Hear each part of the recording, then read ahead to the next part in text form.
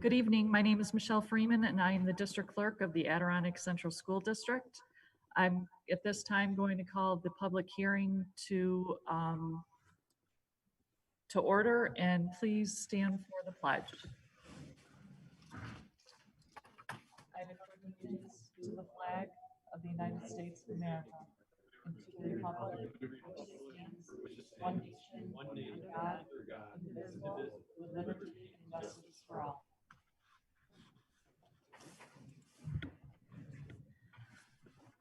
Now I'd like to read the notice of the district annual budget hearing vote, and then I will read the qualifications of the voters.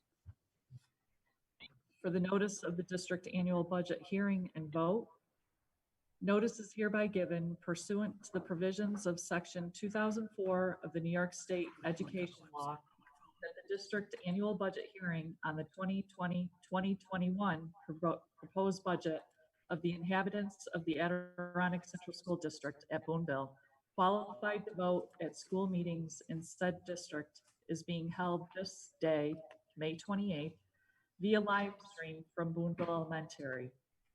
This is being done in accordance to the executive order of the New York State Governor Andrew Cuomo for the transaction of such business as is authorized by the education law. Notice is further given that voting for candidates of the office of members of the Board of Education and annual budget proposition shall take place on Tuesday, June 9, 2020 via absentee ballot only, in accordance with the New York State Governor Executive Order 2226. Notice is further given that, in accordance with the Governor's Executive Order, at least one absentee ballot shall be provided per household for the 2020 annual meeting. If a household requires additional ballots, please contact me at 315-942-9200 extension 1802 or email mfreeman@adirondackcsd.org. A list of persons to whom absentee ballots have been issued will be available for inspection in the district clerk's office during regular business hours during each of the 5 days prior to the election, which will be held June 9th. This will be done except Sundays and holidays, and shall also be posted at the polling place on June 9th, 2020. All absentee ballots must be received by the district clerk by 5 p.m. on June 9th, 2020. Notice is further given that petitions for nominating candidates for office of board member were filed in the district clerk's office on May 11th, 2020. Under the New York State Governor's executive order, there was no minimum threshold of signatures required on the nominating petition this year. Candidates must be 18 years of age or older, must be a citizen of the United States, must be and have been a resident of the Adirondack Central School District for a continuous and uninterrupted period of at least 1 year prior to the election. The candidate must not have been convicted of a felony or have been adjudged as incompetent. The candidate may not have been removed from any school district office within the preceding year, may not be a current employee of the school board, must be able to read and write, may not reside with another member of the same school board as a member of the same family, and may not simultaneously hold another incompatible public office. Notice is further given that for the position of board member, there are 2 vacancies that will be awarded in this election to the 2 individuals with the largest and second largest number of votes, respectively. Each term is for a period of 3 years and will commence at the July reorganizational meeting. Notice is further given. The Board of Education of the Adirondack Central School District hereby gives notice that pursuant to a resolution adopted by the Board of Education of the district on March 10th, 2020, will be included on the absentee voting ballot and shall appear as follows.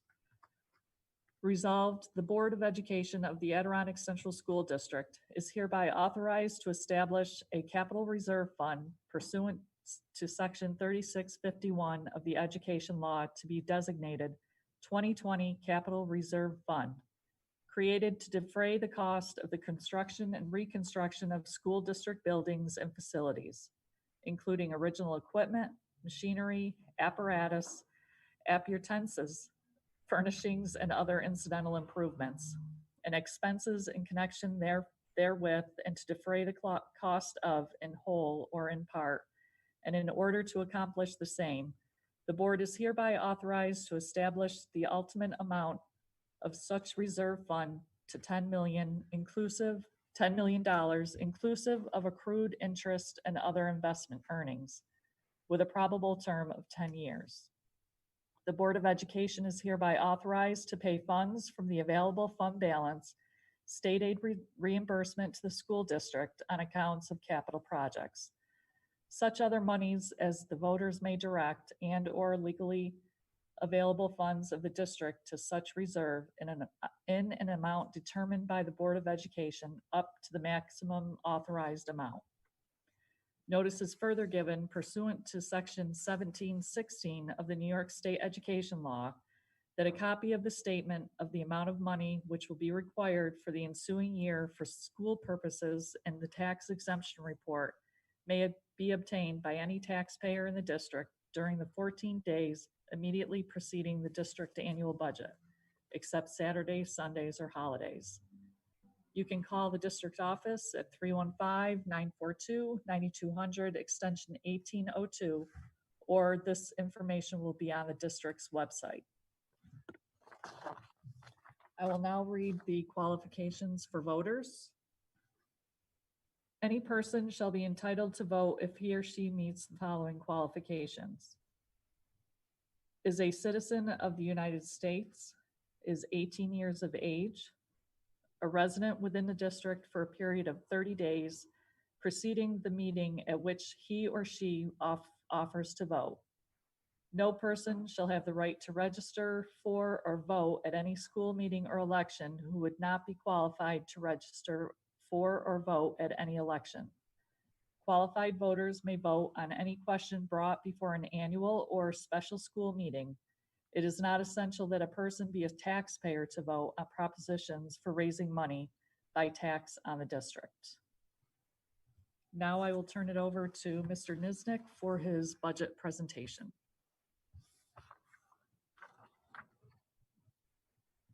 Good evening. Before I begin the discussion, I'd like to begin by saying I hope all of you are doing well. Thank you for your patience and understanding as we go through these unprecedented times. Parents, guardians, and loved ones, thank you for your hard work the past 2.5 months, working with your children, grandchildren, and friends. Thank you for keeping the lines of communication open with teachers in the school. I know it has been a challenge for all of us, but together, supporting one another, we will come out stronger in the end. Tonight, I'm presenting the 2020-21 proposed budget that was adopted by the Board of Education. We are presenting a budget to you that meets the needs of our children while maintaining our programs and being fiscally responsible to our communities. The first thing that I would like to start with is some of the educational initiatives that Adirondack Central School District has been doing throughout the year and will continue in the coming year. We're going to continue to expand our STEAM opportunities: science, technology, engineering, art, and math. Elementary students continue to participate in STEAM activities, although they've been at home. The teachers are connecting with our students throughout the district. In addition, we continue to expand our makerspace clubs where students can develop problem-solving skills. So those initiatives will continue in our school district. We'll continue with the integration of instructional technology throughout the district. With the implementation of our Chromebooks, we continue to work towards integration of technology in all areas. As you know, our students in grades 6-12 were able to take their Chromebooks home throughout the year. And in elementary, we had them in the classroom. And then once we were out for a few weeks, we did arrange where the 1st through 5th grades could pick up their Chromebooks and work from home. And although there's been some bumps in the road and new challenges for parents and students and teachers, it really has been a very positive in some of the things that have been going on with our technology and the students' use of it. We'll continue our college level course offerings and electives. We want to provide our students with all the opportunities to take a variety of classes that satisfy their interest. We offer several MVCC classes to our students in the high school, and many of them can leave Adirondack Central School District with a semester or 2 semesters of coursework behind them. We're going to promote elementary literacy through project-based learning across our content areas, primarily up until our closure on March 13th. Elementary grade levels continue to work to improve literacy skills across the content areas and implement more project-based opportunities to meet next generation standards, including more 21st century learning skills that integrate technology, higher level thinking skills, and promote project-based learning, which focuses on student-driven experiences, including researching, collaborating, problem solving, and creating. In our ELA classes, there's been daily guided reading groups up until the closure in grades K-3 and content literacy groups in 4-5. And some of our students have experienced this or continue to experience through online learning, whether it's Google Meets or other activities that the teachers have provided to our students online. We're going to continue to integrate ELA, science, and social study writing and inquiry centers, more full-length books reading across grade levels. In regards to our STAR bench assessments that measures reading lexile levels and reading comprehension skills, students will be taking these 3 times throughout the year in grades K-8. Math Center's quarterly fluence benchmarks for grades level math facts, K-5, STAR bench assessments that measure math competency skills, again, 3 times per year.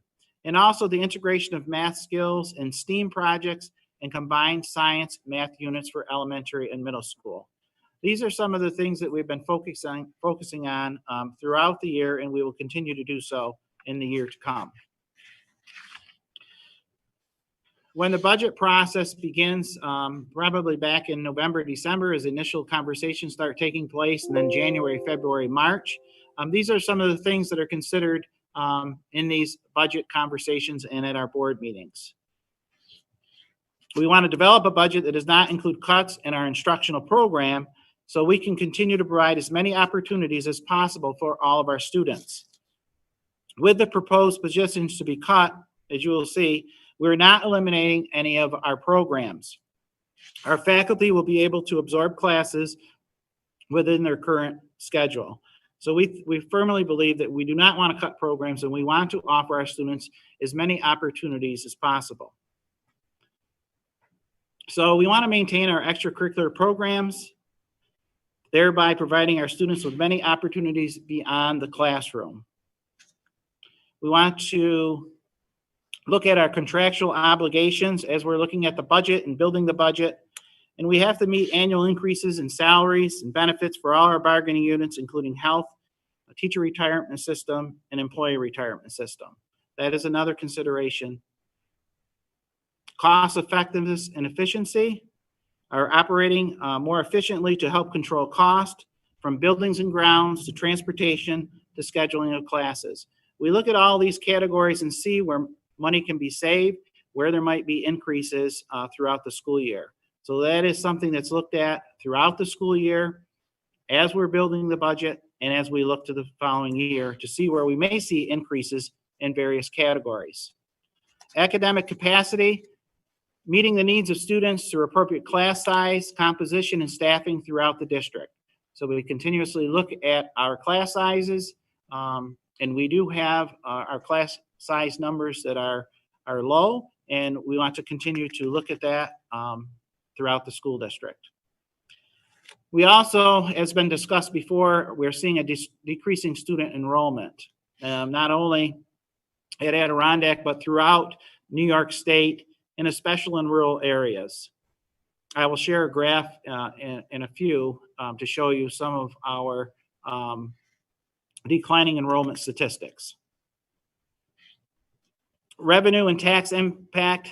With yearly increases in our budget, we need to remain cognizant to the fact that we stay within our means and still provide an educational program that is outstanding while also being fiscally responsible to our communities. The increase in expenditures can exceed the increase in revenue, and we need to pay attention to that. And that is another reason why we're looking at some positions that are going to be eliminated. And we also look at the tax cap and making sure that we stay within our tax cap for our communities.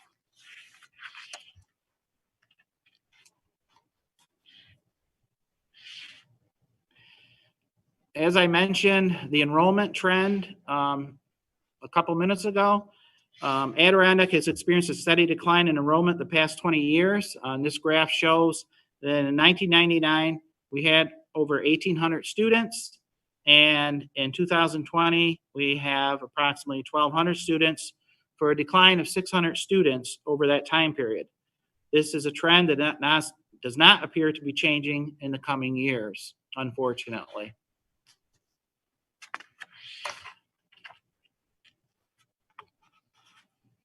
Looking at our projected enrollment figures for our school district, we review our elementary class sizes. The budget includes a reduction of some sections of classes due to declining enrollment. West Leyden will have one section of 5th grade next year and one section of 2nd grade. Boonville Elementary will have 3 sections of 2nd grade and 3 sections of 3rd grade. We continue to monitor our class sizes, and if there's a spike in a particular grade, that will be taken into consideration as it always has been in the past. And as on the chart, you can see at Boonville Elementary, presently in pre-K, projected 18 and 13, we have an AM and a PM program. In K right now, 3 sections, 14, 14, and 15, and we will see that number increase because usually we do in the pre-K program. 1st grade, you see 3 sections there. 2nd grade, 3 sections. 3rd, 3 sections. 4th, 3 sections. And 5th grade with 4 sections.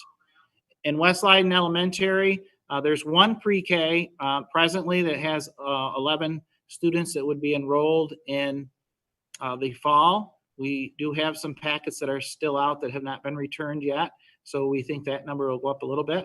One section of K, one section of 1st, one section of 2nd, of 3rd, 4th, and 5th. In the middle school, in 6th grade, we have 91 students, in 7th grade, 94, and in 8th grade, 100. And in the high school, 90 students in 9th grade, 94 students in 10th, 67 students in 11th, and 107 students in 12th.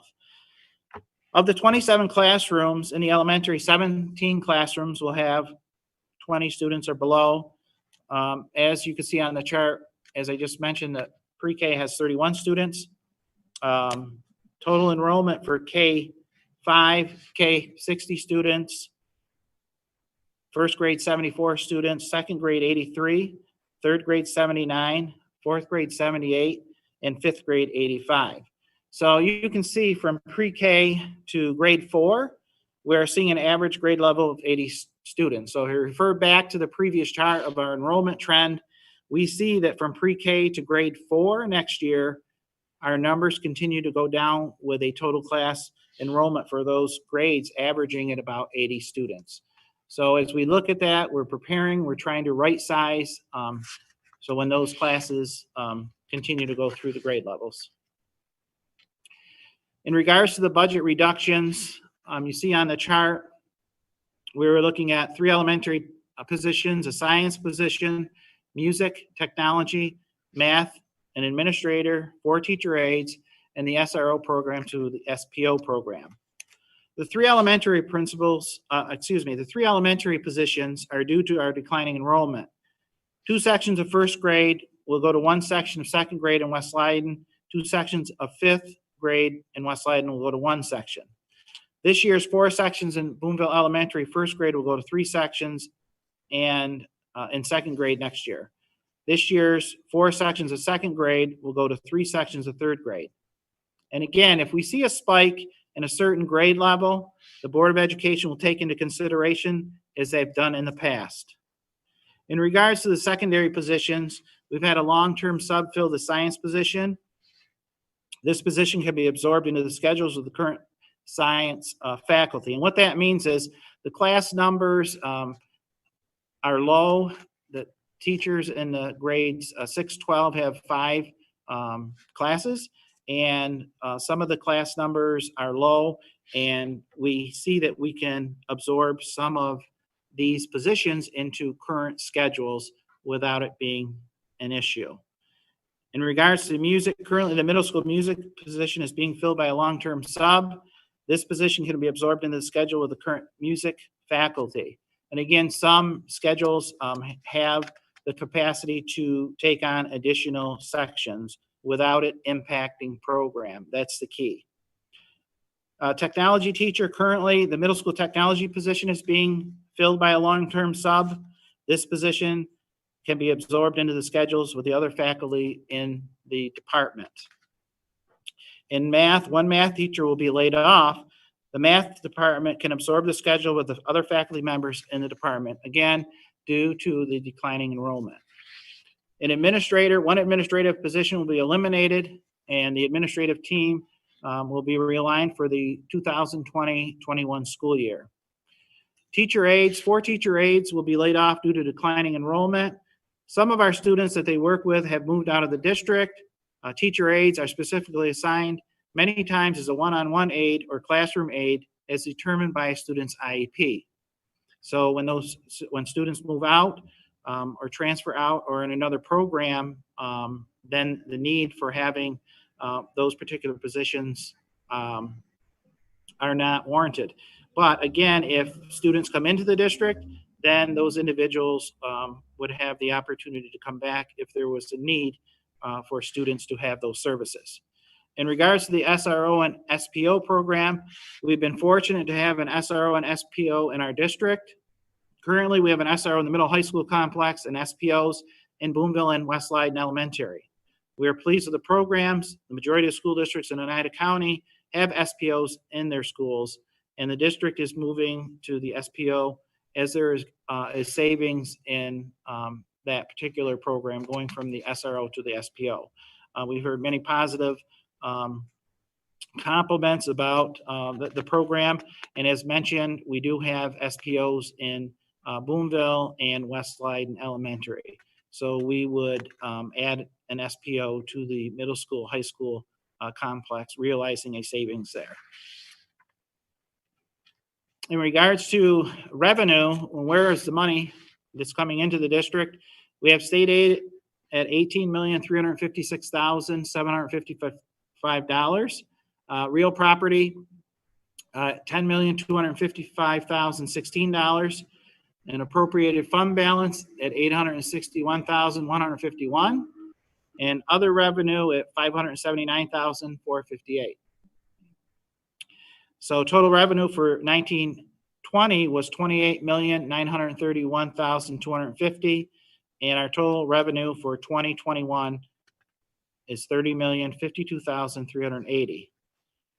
In regards to the appropriated fund balance, portion of existing fund balance used to fill the gap between appropriations and estimated revenues for the following year would be categorized as assigned fund balance. In regards to the other revenue category, that would be from property tax interest, interest from savings, reimbursements for Medicare Part D, Medicaid reimbursement, sale instructional supplies. In regards to our proposed budget, for the year 2019-2020, we had a budget of $28,931,250. And our budget for the 2021 school year is $30,052,380 for an increase of 3.9%. The tax levy in 1920 school year was at $9,925,546, and the tax levy for the 2021 school year is at $10,255,016 for an increase of 3.3%. And again, as mentioned Previously, when the budget was adopted and in news articles that we've had in the paper and the district budget newsletter, the Adirondack continues to stay within the property tax cap. And we have done so since its inception. This will give you a running tally of the past several years in regards to our tax levy. And the district, as I mentioned, continues to keep the tax levy within the cap. And you can see that the district has worked very hard in keeping our tax levy within that cap for our community.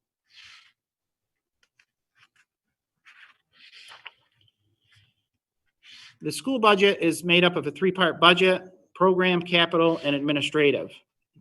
And you can see the increases on the slide in regards to program from 1920 to 2021.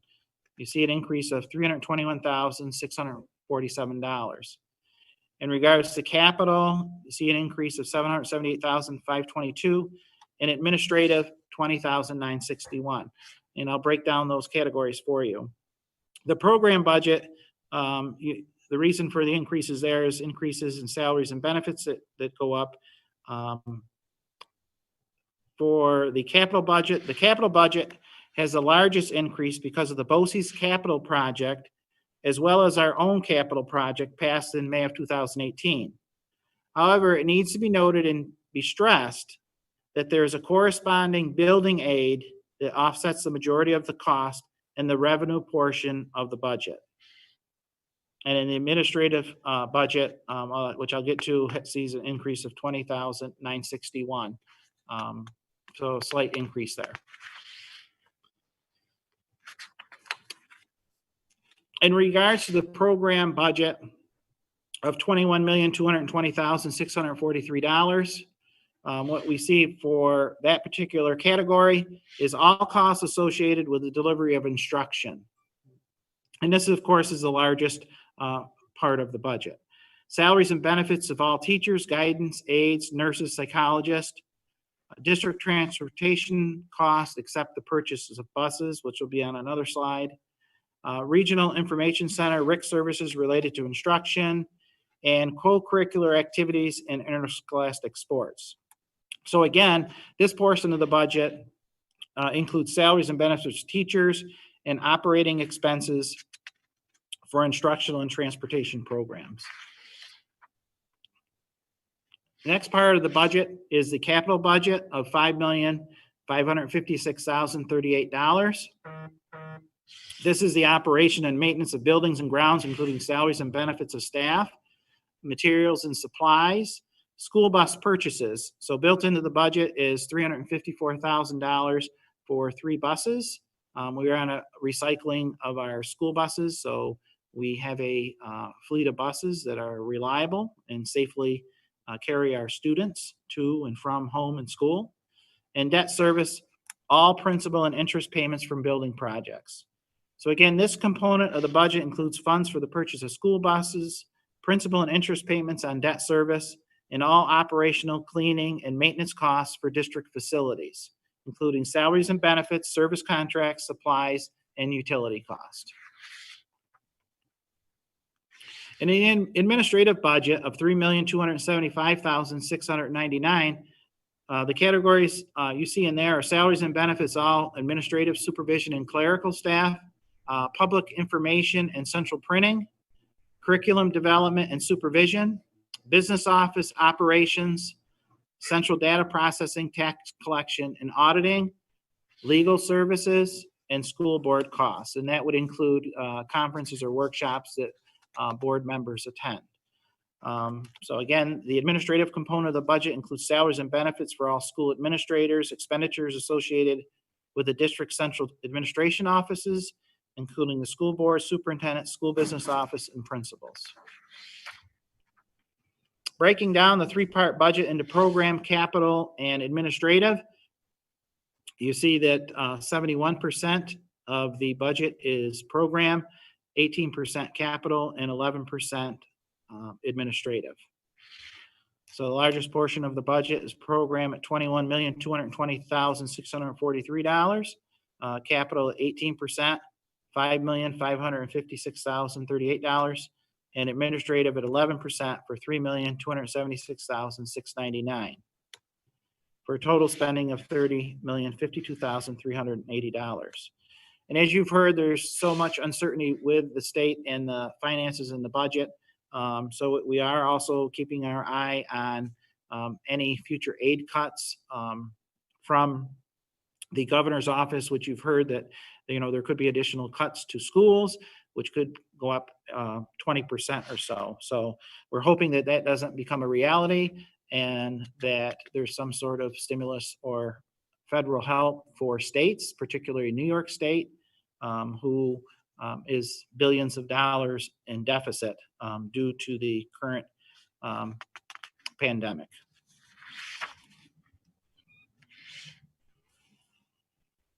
Also in the budget is a capital outlay project. The 2021 budget includes a capital outlay project, and in this particular project is replacing existing mechanical temperature control devices with new mechanical control devices with wiring, programming into software management and control systems.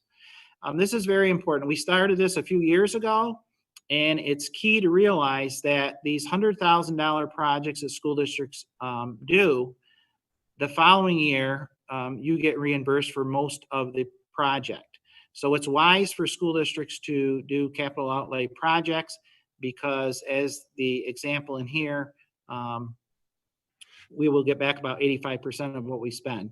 So if we did not do a capital outlay project and we had to do a minor thing within the school district, that would come right out of our budget, and we would not get any sort of recoup on that money. So it's important, like I said, for the last few years, we've been doing capital outlay projects. They're small projects, or they're called mini projects. And you can see on the slide, the state allows school districts to transfer general funds to the capital fund for building and or reconstruction projects not to exceed $100,000. Projects funded in this manner receive reimbursement from the state the following budget year. And unlike traditional capital projects, which are reimbursed over time, the state will reimburse us for approximately 85% of projects. We've really updated doors, locks in previous projects in our school, in the middle school, high school complex. And we've really improved on our HVAC systems in our school district. So that is something that we're happy that we're achieving through these capital outlay projects. As Mrs. Freeman read earlier when she was doing the budget information review that's required to open the meeting, she talked extensively about the capital reserve fund. I also have it on another slide, and you also have it on your ballot. But this proposition, in short, authorizes the Board of Education to place periodically available funds into a 10-year capital reserve not to exceed $10 million to be used for capital improvements as authorized by the voters. Okay, this is a renewal of the existing capital reserve that is set to expire at the end of the fiscal year. So it's something that the voters have approved in the past in regards to a capital reserve. This is a voter in, voter out reserve, meaning the voters have to establish the reserve and then authorize to take the money out for capital expenditures for the district. And it's just a good way for districts to plan for the future for their school district. So it's a very wise thing for districts to do. In regards to the Board of Education election, we have 2 seats available for this election. As Mrs. Freeman has noted earlier, each seat is a 3-year term. The candidates are John Abdu, Joan Ingersoll, Mike Kramer, listed in alphabetical order as required. Elected candidates will begin at the reorganization meeting in July, as she mentioned. So as you receive your ballots in the mail, what will we be voting on? The Adirondack Central School budget for the 2020-21 school year. Proposition 1, Capital Reserve Fund, which was mentioned a few times in our presentation, and the election of 2 members to the Board of Education, each for a term of 3 years.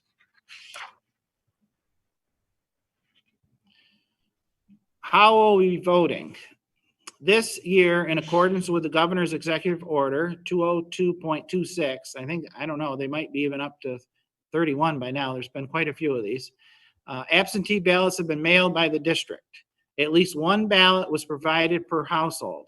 If a household requires additional absentee ballots, please contact the district clerk at 315-942-9200, extension 1802, or to Mrs. Freeman, and you can see her email address on the slide, mfreeman@adirondackcsd.org.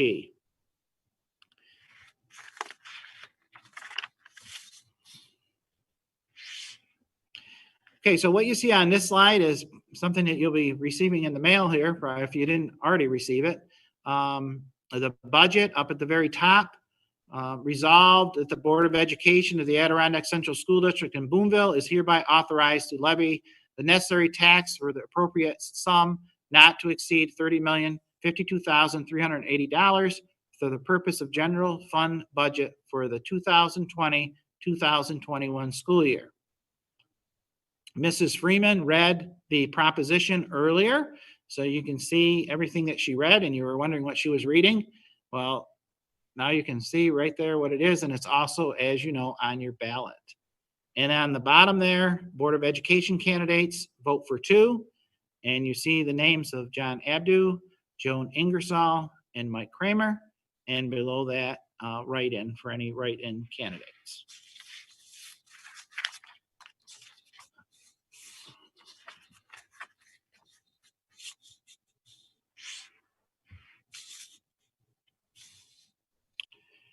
So again, as a reminder, all completed absentee ballots must be mailed back to the school and received by the district clerk by 5 p.m. on June 9th, 2020.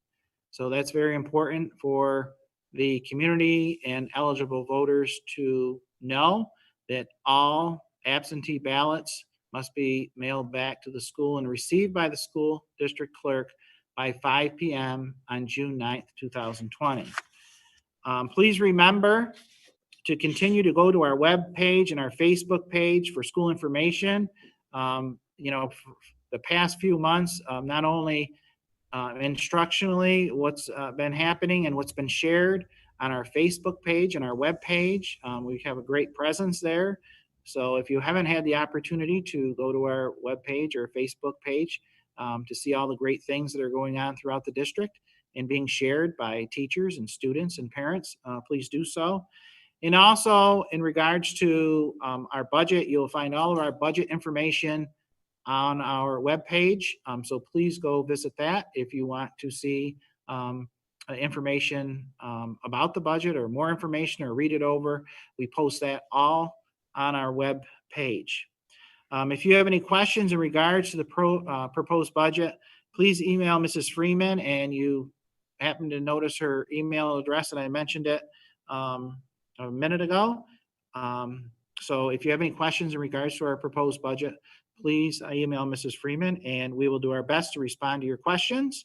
If you have any questions, please reach out to us. We've had, like I said at the beginning, our information in the newspaper back the first week of April or so. And since then, we've had a couple more additional articles in the newspaper.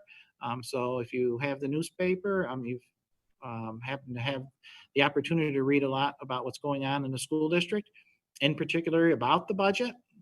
But again, if you have any questions about the budget, please let us know, and Mrs. Freeman will get that information to us. So I would like to thank you very much for joining us, and stay well, and hopefully at some point we can return to some sort of normalcy. So thank you very much, and have a good night.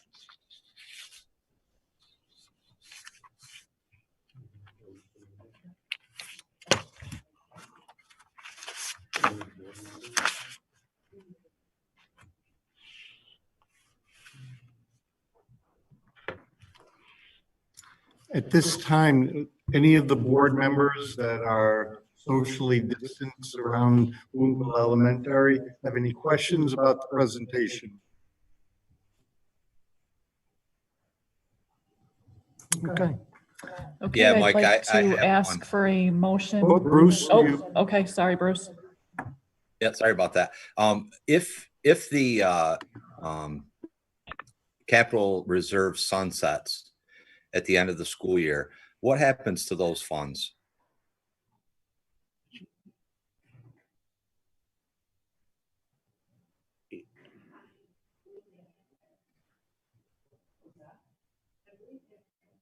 which one? I actually asked the attorney. I'm gonna. I did ask him. We believe they go back to the general fund, so it will be clarified with the school attorney, Bruce.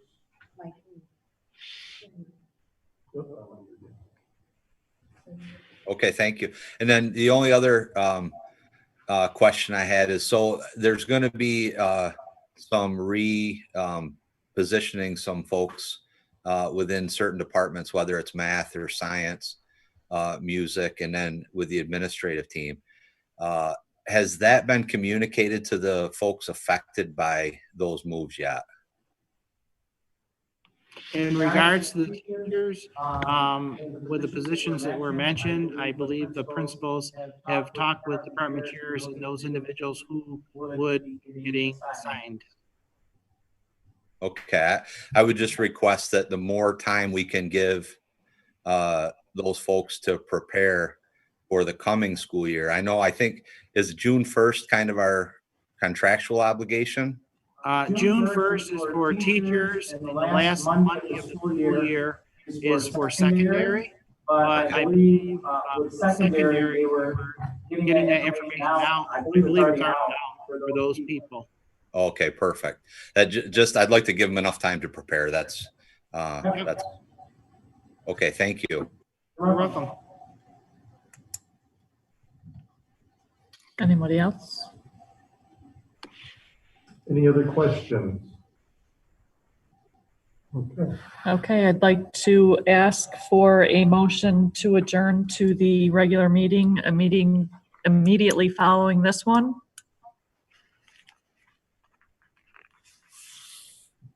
I'll move Okay, for adjournment. Is there a second? I'll second. okay. All in favor? Aye. Aye. Opposed? Aye. Carried. Okay. On to the regular. There we go. Okay.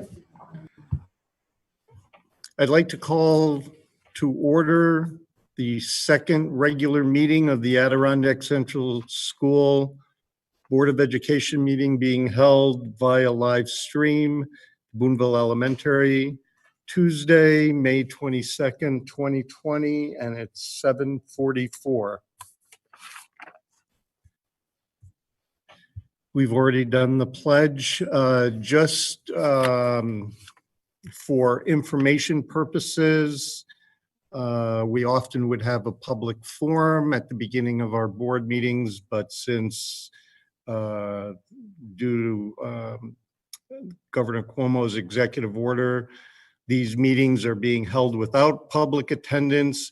We have given the community an opportunity to correspond with the school either in writing or email to the attention of the district clerk. It had to be received by 2 p.m. on Tuesday, May 26th, and there were none received, so we will move on from there.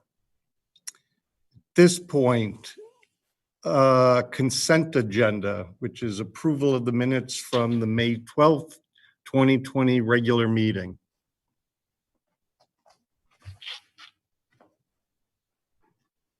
I'll move for approval. Motion by Bruce. Is there a second?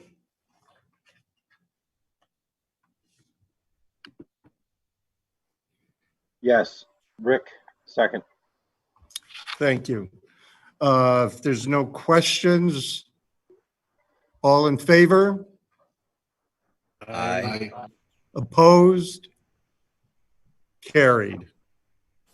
Regular agenda items. Number 2, as you could see on our written copies, is the resolution which we have to vote on to get or to qualify and receive the next capital outlay project, which Mr. Niznik provided the background information on his presentation. This year, or for the 2021 school year, it's the temperature control replacement for the mechanical systems. It's basically $100,000 project with 85% reimbursement. It has gone through all the seeker qualifications.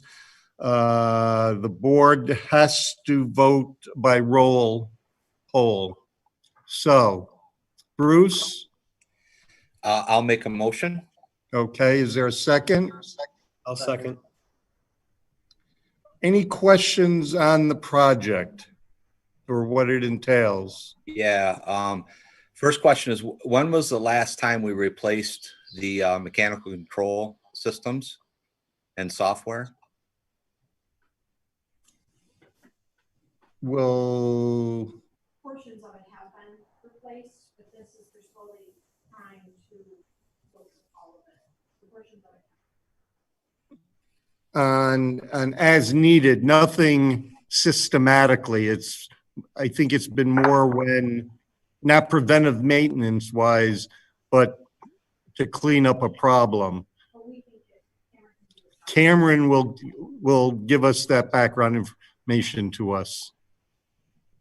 He'll Okay. send it out to all of us. Because I vaguely recall us doing this not that long ago. That was something Bob Howell Is it, wanted done. which was done, but was that Am I when mistaken Johnson in that? Controls started?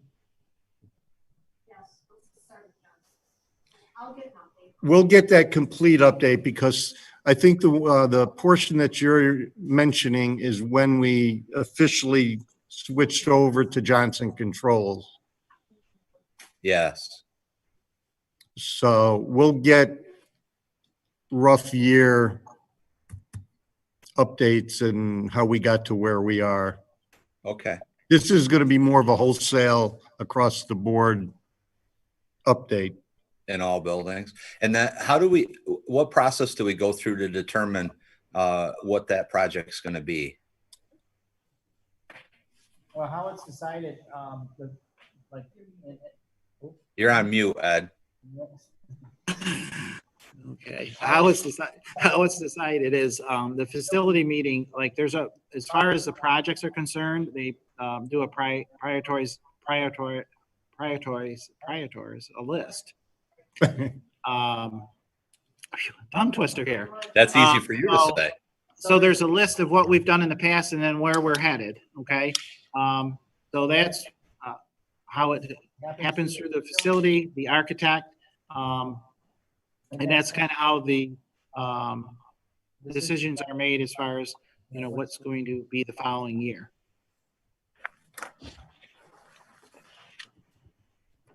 Was the board, the committee from the board that's involved in the facilities, were they involved in that decision? I would say that the capital outlay projects have been discussed, yes. Because this is going back probably over a year, when the next one is coming up, the next outlay project.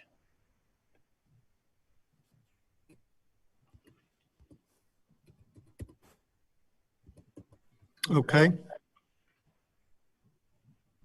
Any other questions? Okay, poll vote, Rick, Yes. Mark, Yes. John, Yes. Doug, Yes. Bruce, Yes. and I'm a yes, 6-0. Number 3, is the resolution, without reading the whole thing, this is a tax Fiore proceedings where property has been, or the tax on property has been challenged. And the property in question is labeled SR 12.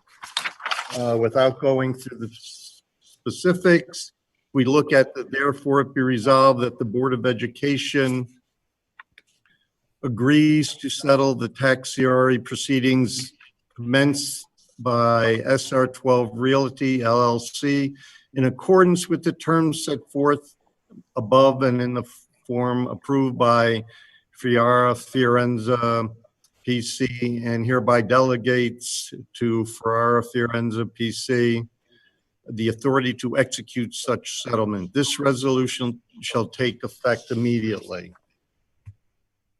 So is there a motion? So moved.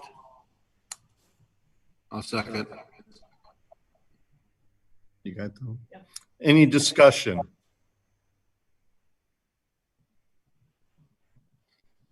Seeing none or hearing none, all in favor? Aye. Aye. Oops, poll vote, sorry. Full vote. Rick, Yes. Mark, Yes. John, Yes. Doug, Yep. Bruce, Yes. and I'm a yes also, carried. Number 4, resolved upon the recommendation of the superintendent of schools, the Board of Education accept the resignation for the purpose of retirement of Mrs. Susan Donahue, teacher rate effective July 1, 2020. Mrs. Donahue has been with the district for 23 years. Let me do number 5 also, though I am going to read it. Resolved that upon the recommendation of Superintendent of Schools, the Board of Education accept the resignation for the purpose of retirement of Mr. Scott Zentera, grounds worker cleaner, effective June 30th, 2020. And Scott has been with us for a total of 15 years. So I entertain a motion for 4 and 5. I'll make the motion. That was John, is there a second? I'll second. Doug? All in favor? Aye. Aye. Opposed? Carried. I know I had the opportunity to work with Mrs. Donahue. So I wish her many happy years of retirement, well-deserved. And Mr. Zentera, when I was high school principal, I would see him a lot, of course, in the high school, have many conversations with him. So I know they're probably both looking forward to their retirement. So we wish them many happy, healthy years of retirement and thank them for their service to Adirondack Central School District. Thank you. Number 6. Resolved that upon the recommendation of the Superintendent of Schools, the Board of Education appoint Ms. Ashley Ziegler, Account Clerk, as currently as District Deputy Treasurer, effective June 8th, 2020, with the pending retirement of the current District Deputy Treasurer, Mrs. Beth Fox. Is there a motion? So moved. Second. Mark, second. Any discussion? All in favor? Aye. Opposed? Carried.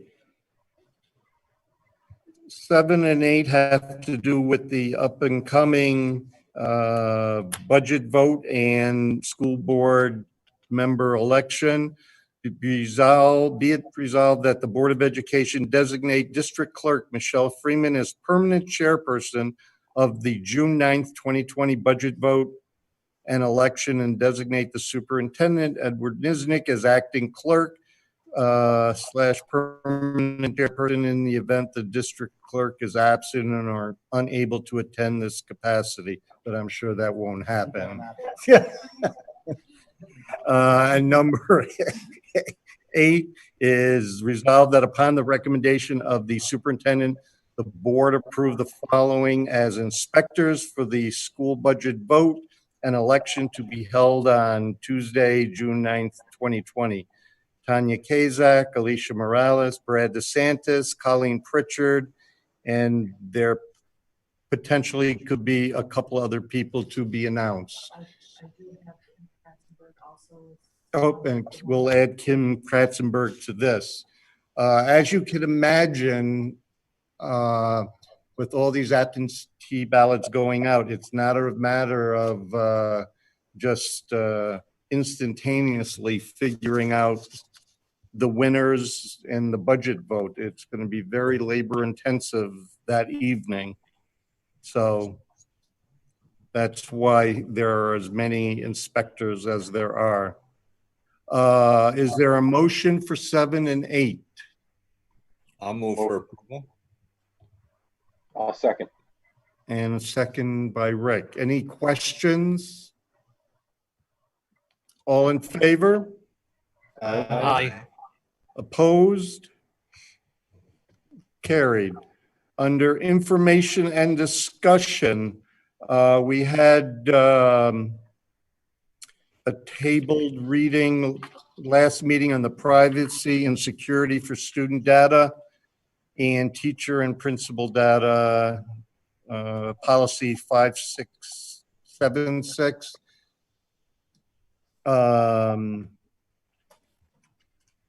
There was an explanation. There was a couple of questions that were brought up.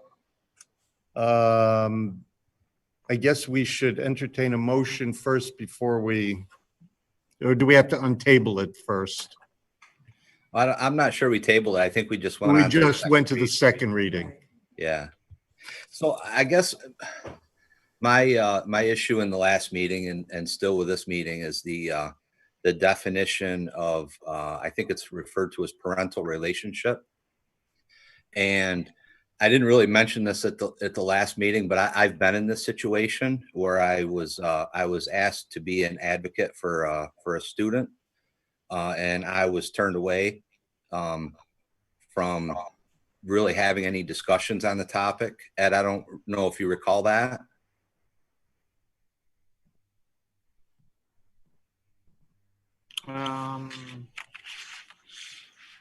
Trying to remember. It was, I'm going to say August or September of last year.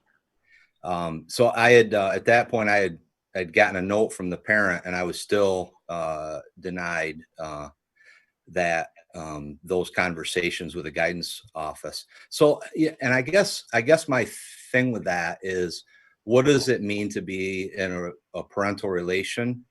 And if you've got someone that is advocating for a child, why would we turn that person away?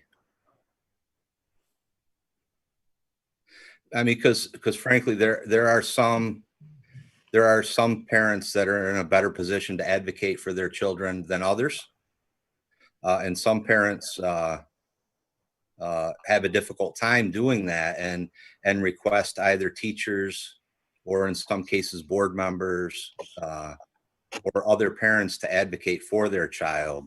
And when I tried to do that as a board member, I was turned away.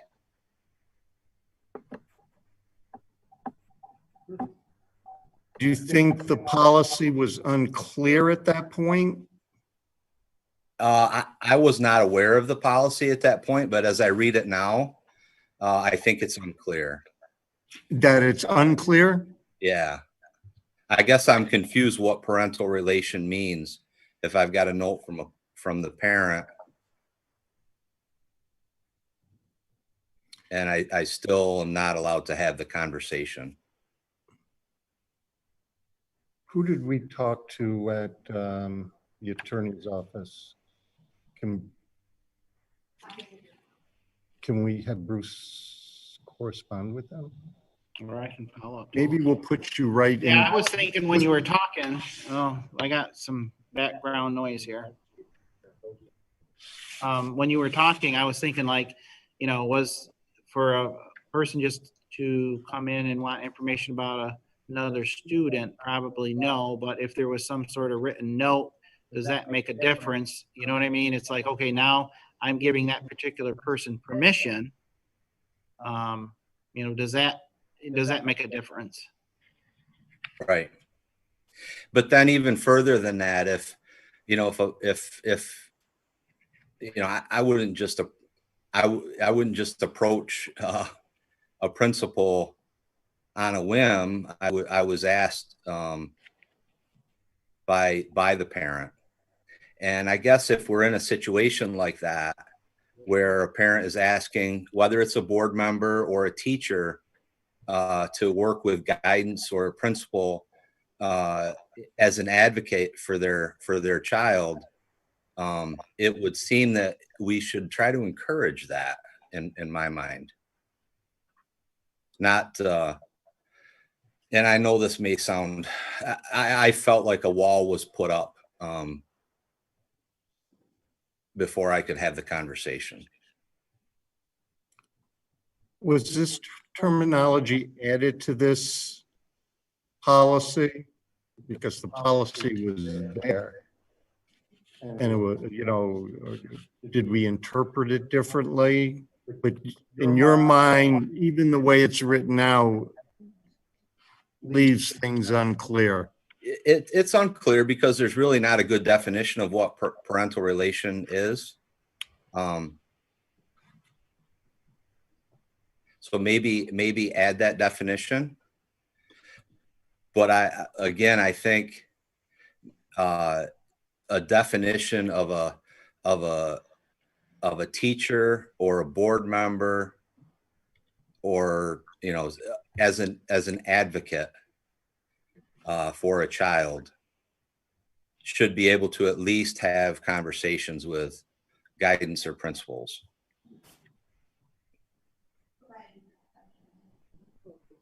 With the documentation from the parent? Or yes, that would be fine.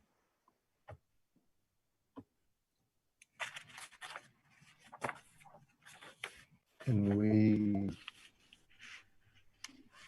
get a little more clarification? Or Yep. we're gonna bring it back for the third reading Okay. with the intent of fine tuning that definition so it's clearer. Okay. Okay.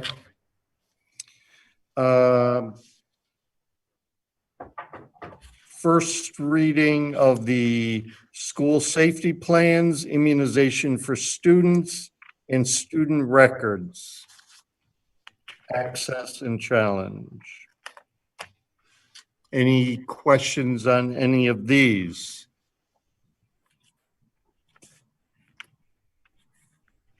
On the school safety plan, is that a new policy? No, the last one that we noticed, Bruce, was from 2005.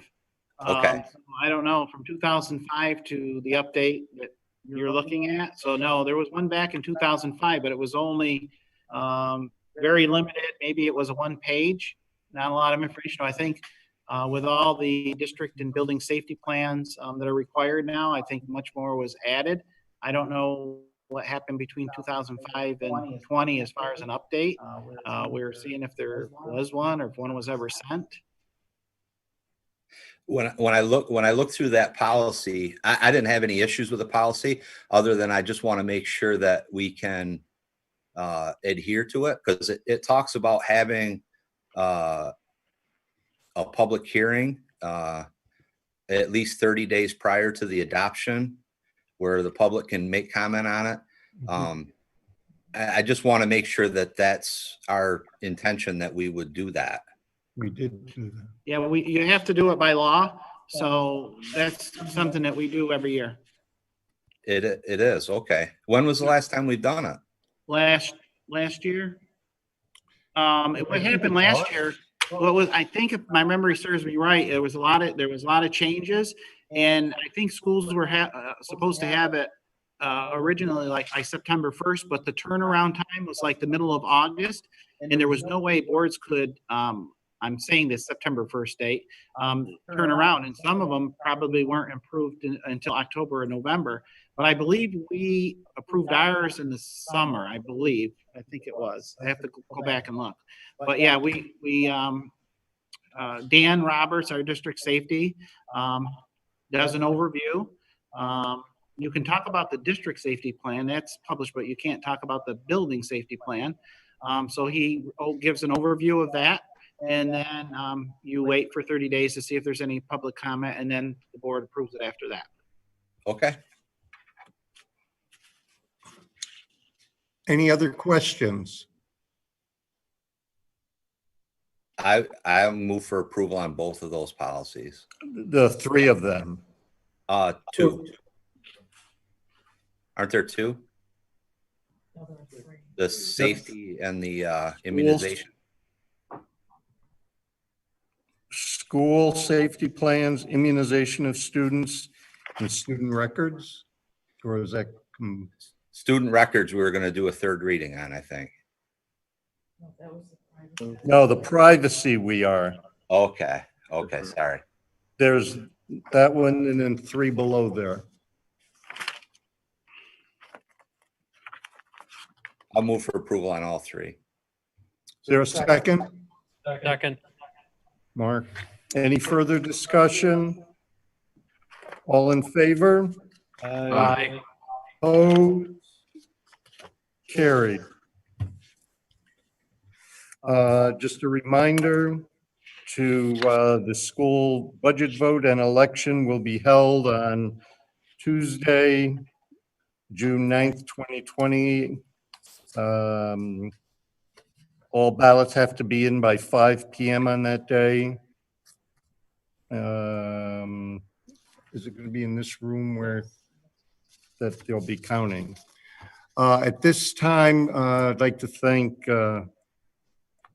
all the audience that has been watching this. We actually get more people turn out for the live streaming than come to our meetings. So we appreciate it. I would like to entertain a motion to go into executive session to have continued discussion on some contractual issues that have to be addressed. Since there isn't going to be any voting or decision made on the discussion on the contractual issues, there would be no reason for us to have to come back out and adjourn on the live stream. We should be probably done in 15 minutes. So at this point, I'd like to entertain a motion.